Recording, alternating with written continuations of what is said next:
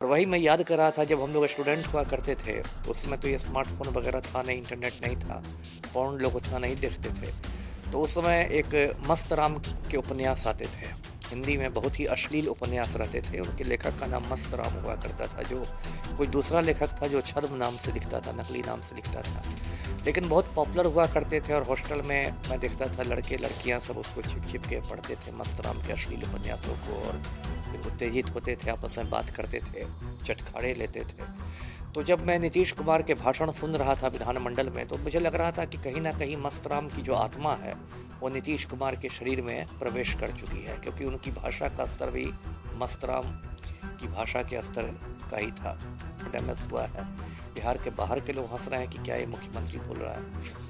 तो जो भी हुआ है बहुत दुर्भाग्यपूर्ण है जी, क्योंकि नीतीश कुमार के मन में यदि बी ग्रेड की फ़िल्में बसी हुई हैं, तो राम भक्तों के मन में सी ग्रेड की फ़िल्में बसी हुई हैं। ये लोग कौन दूध के धुले हुए हैं भाजपाई सब। एक गुंडा सांसद है भाजपा का ब्रजभूषण शरण सिंह, कुश्ती महासंघ का अध्यक्ष हुआ करता था। महिला पहलवानों के साथ खुलेआम छेड़खानी करता था, महिला पहलवानों की छाती दबाते घूमता था। उसके खिलाफ महिला पहलवानों ने दिल्ली के जंतर मंतर में 1 महीने तक धरना दिया और अपने पैर पर कुल्हाड़ी मारी है। और मैं तो आपके चैनल के माध्यम से ये मांग करूंगा कि भाई एक मेडिकल बोर्ड का गठन होना चाहिए, उसमें 3 डॉक्टर कम से कम रहें, जो न्यूरोलॉजिस्ट रहें, जो मस्तिष्क के विशेषज्ञ रहें, और बाकायदा इनके ब्रेन का ये होना चाहिए, एमआरआई होना चाहिए, कैट स्कैन होना चाहिए और उसकी रिपोर्ट को सार्वजनिक किया जाना चाहिए। दोस्तों, कल बिहार विधानसभा में नीतीश कुमार ने एक ऐसा बयान दे दिया जिसको लेकर पूरे बिहार में चर्चा है। लोग नीतीश कुमार के इस बयान की चर्चा कर रहे हैं, इस वीडियो को शेयर कर रहे हैं और नीतीश कुमार को एक मीम्स मटेरियल के रूप में देखा जा रहा है। आपको बता दें कि इस विषय में मेरे साथ बात करने के लिए पूर्व आईपीएस ऑफिसर अमिताभ दास सर मौजूद है। सर, बिहार के मुखिया नीतीश कुमार का ऐसा बयान, जनसंख्या नियंत्रण पर बात करते हुए कुछ ऐसा बोल जाना जिसको लेकर कहीं ना कहीं बिहार में चर्चा का विषय बना हुआ है। लोग लगातार नीतीश कुमार को टारगेट कर रहे हैं, क्या कुछ कहेंगे सर? अब इसमें कहना क्या, सिर्फ बिहार में ही नहीं तो पूरे देश में चर्चा का विषय बन गया है। कश्मीर से कन्याकुमारी तक इसकी चर्चा हो रही है।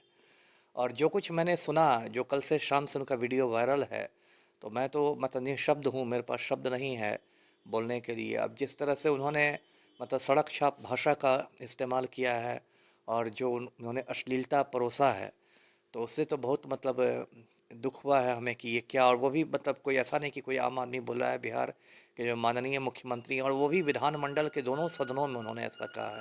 विधानसभा में भी कहा है, विधान परिषद में भी कहा है। और कोई भी शरीफ आदमी उनकी बात को सुन के समझिए अपने दोनों कानों को धो लेगा सुनने के बाद, उसके कान मतलब प्रदूषित हो जाएंगे। और वही मैं याद कर रहा था जब हम लोग स्टूडेंट हुआ करते थे, तो उस समय तो ये स्मार्टफोन वगैरह था नहीं, इंटरनेट नहीं था, पोर्न लोग उतना नहीं देखते थे। तो उस समय एक मस्त राम के उपन्यास आते थे। हिंदी में बहुत ही अश्लील उपन्यास रहते थे, उनके लेखक का नाम मस्त राम हुआ करता था, जो कोई दूसरा लेखक था जो छद्म नाम से लिखता था, नकली नाम से लिखता था।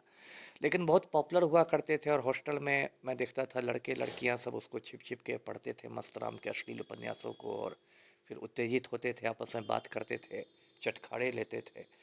तो जब मैं नीतीश कुमार के भाषण सुन रहा था विधानमंडल में, तो मुझे लग रहा था कि कहीं न कहीं मस्त राम की जो आत्मा है, वो नीतीश कुमार के शरीर में प्रवेश कर चुकी है, क्योंकि उनकी भाषा का स्तर भी मस्त राम की भाषा के स्तर का ही था। तो जो हुआ है बहुत दुर्भाग्यपूर्ण है। आज इन्होंने माफ़ी भी मांग ली है, जब काफ़ी फजीहत हो गई इनकी, पूरे देश में एक बवंडर खड़ा हो गया कि आप क्या बोल रहे हैं, तब इन्होंने माफ़ी मांगी है।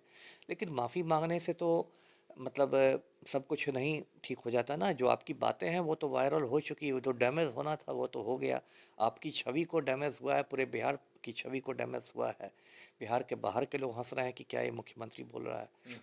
तो जो भी हुआ है बहुत दुर्भाग्यपूर्ण है जी। सर, क्या कुछ कहेंगे? भाजपा लगातार आरोप लगा रही है। भाजपा का कहना है कि कहीं ना कहीं बी ग्रेड की फिल्म जो है नीतीश कुमार के मस्तिष्क में बैठी हुई है और भाजपा की महिला विधायक सामने आ रही है। एक तो महिला विधायक रोते हुए बाहर सदन से बाहर निकली। तो क्या कुछ कहेंगे सर? भाजपा लगातार आरोप लगा रहा है, इस्तीफे की भी मांग कर रहा है, कह रहा है कि नीतीश कुमार इस्तीफा दे दें। देखिए, भाजपाइयों को बोलने का तो कोई मुंह नहीं है, कोई नैतिक अधिकार नहीं है, क्योंकि नीतीश कुमार के मन में यदि बी ग्रेड की फिल्में बसी हुई हैं, तो राम भक्तों के मन में सी ग्रेड की फिल्में बसी हुई हैं। ये लोग कौन दूध के धुले हुए हैं भाजपाई सब। एक गुंडा सांसद है भाजपा का ब्रजभूषण शरण सिंह, कुश्ती महासंघ का अध्यक्ष हुआ करता था। महिला पहलवानों के साथ खुलेआम छेड़खानी करता था, महिला पहलवानों की छाती दबाते घूमता था। उसके खिलाफ महिला पहलवानों ने दिल्ली के जंतर मंतर में 1 महीने तक धरना दिया और भाजपा ने ब्रजभूषण शरण सिंह जैसे गुंडे मवाली को न पार्टी से निलंबित किया, न निष्कासित किया, न कोई स्पष्टीकरण उससे मांगा। आज की तारीख में भी वो नरेंद्र मोदी का दुलड़ुआ बना हुआ है। 24 के लोकसभा चुनाव में देखिएगा उसको फिर से टिकट मिलेगा। भाजपा ने तो गुजरात में बिल्किस बानो के बलात्कारियों को रिहा कर दिया कि ये संस्कारी बलात्कारी हैं। तो भाजपाइयों को तो बोलने का कुछ मतलब मुंह नहीं है। जो देहात में कहते हैं ना कि चलनी दूसरे सूप को, तो चलनी क्या बोलेगी सूप को? चलनी में तो खुद 72 छेद हैं। तो भाजपा तो खुद 72 छेदों वाली पार्टियां, उसके लोग क्या बोलेंगे? हाँ, जो कुछ नीतीश ने कहा है वो बहुत दुर्भाग्यपूर्ण है, इसलिए क्योंकि नीतीश कुमार का जो भी व्यवहार है वो पिछले कुछ महीनों में कई जगह बहुत असामान्य दिखने लगा है। अभी उनका एक वीडियो वायरल हुआ था। वे महावीर चौधरी पूर्व मंत्री थे, उनकी श्रद्धांजलि सभा में गए थे। महावीर चौधरी की तस्वीर रखी हुई थी, उस पर नीतीश कुमार को फूल चढ़ाने थे और नीतीश कुमार ने हाथ में फूल उठाए और जाकर महावीर चौधरी के बेटे अशोक चौधरी हैं उनके सर पर जाकर चढ़ा दिए। तो लगता है जैसे कुछ एबनॉर्मल आर्मी वाली उनकी हरकतें हो रही है। तो मैं खुद तो डॉक्टर नहीं हूँ, लेकिन मेरे जो डॉक्टर मित्र हैं वो बताते हैं कि एक गंभीर मानसिक रोग के शिकार हो गए हैं नीतीश कुमार, जो बढ़ती उम्र में कई लोगों को हो जाता है और नशा करने वालों को भी हो जाता है थोड़ा, और उस बीमारी को डिमेंशिया भी कहते हैं और एक बीमारी अल्जाइमर की बीमारी होती है। तो इन बीमारियों में क्या होता है कि जो मरीज़ होता है याददाश्त खोने लगता है, कुछ अनर्गल बातें करने लगता है, खुद पर से उसका नियंत्रण खत्म हो जाता है, डिसओरिएंटेड हो जाता है, मति भ्रम का शिकार हो जाता है। तो अगर ऐसा है तो ये बहुत गंभीर बात है कि नीतीश कुमार के साथ तो 13 करोड़ बिहारियों का भी न जुड़ा हुआ है भाग्य, है ना? अगर मान लीजिए मुख्यमंत्री की दिमागी हालत खराब हो जाएगी तब तो कोई अफसर उनसे किसी फाइल पर कोई आदेश करा लेगा, कोई कहेगा कल पता चला कि आरक्षण की सीमा 95% बढ़ा दी गई, परसों आदेश हो जाएगा कि 100% हो गया आरक्षण। तो ये तो बहुत गंभीर बात है, ये तो अब मजाक की बात रही नहीं, ये तो पानी सर के ऊपर से जा रहा है, आपको कुछ करना होगा इसमें। जी। नीतीश कुमार को सर इंजीनियर भी कहा जाता है, कहते हैं कि काफी पढ़े लिखे हैं वो। सर इन भाषाओं का जो प्रयोग उन्होंने किया है इसको दूसरे शब्दों में भी समझाया जा सकता था जब जनसंख्या नियंत्रण की बात ही चल रही थी।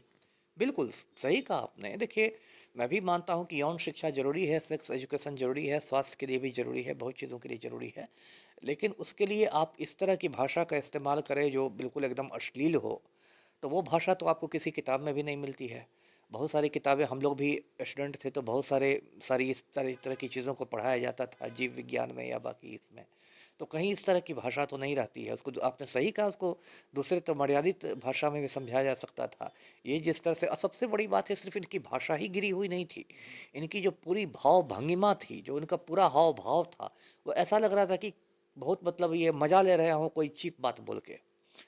तो वो बहुत मतलब निराश करने वाली बात थी। और भी दुख की बात थी कि इनके आसपास जो मंत्री लोग बैठे हुए थे बिहार सरकार के, वो भी दांत निपोड़ के हंस रहे थे। मतलब वो भी लग रहा था कि सब बैठ के इसको एंजॉय कर रहे हैं। तो इन लोगों ने तो पूरा मतलब सरकार का स्तर गिरा दिया है, पूरी राजनीति का स्तर गिरा दिया है। ये बहुत खराब बात हुई है। सर क्या कानूनी कार्रवाई होगी नीतीश कुमार पे? क्या कानून यह कहता है? अब कानूनी कार्रवाई क्या होगी? एक तो उन्होंने खुद माफ़ी मांग ली है और कानून अब तो इसमें कोई, मुझे नहीं लगता कि कोई कम से कम गंभीर धारा के तहत तो कोई काम नहीं, ऐसे मामला नहीं बनता है।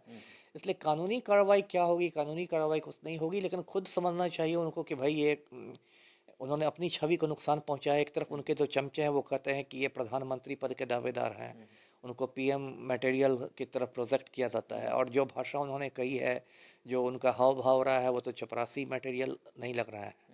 तो खुद उन्होंने अपने पैर पर कुल्हाड़ी मारी है। और मैं तो आपके चैनल के माध्यम से ये मांग करूंगा कि भाई एक मेडिकल बोर्ड का गठन होना चाहिए, उसमें 3 डॉक्टर कम से कम रहें, जो न्यूरोलॉजिस्ट रहें, जो मस्तिष्क के विशेषज्ञ रहें, और बाकायदा इनके ब्रेन का ये होना चाहिए, एमआरआई होना चाहिए, कैट स्कैन होना चाहिए, और उसकी रिपोर्ट को सार्वजनिक किया जाना चाहिए, गोपनीय नहीं रह जाए रिपोर्ट। बिहार की जनता को जानने का हक है कि मुख्यमंत्री की दिमागी हालत क्या है। ये बिहार की जनता का अधिकार है, क्योंकि वो एक महत्वपूर्ण पद पर बैठे हुए हैं। जी। चलिए, तो पूर्व आईपीएस ऑफिसर अमिताभ दास सर ने बोल दिया है कि उनकी यह मांग है कि एक मेडिकल टीम की गठन हो और उसमें सीएम नीतीश का चेकअप करवाया जाए, और साथ ही साथ यह भी देखा जाए कि उनके साथ समस्या क्या आ रही है, जो लगातार इस तरह के बयान सामने आ रहे हैं, लगातार इस तरह के भाव सामने आ रहे हैं। तो आपके मन में नीतीश कुमार का जो बयान आया है उसके बारे में क्या विचार हैं? आप भी हमारे साथ साझा कर सकते हैं। देखते रहें तेजस ब्रेकिंग। धन्यवाद।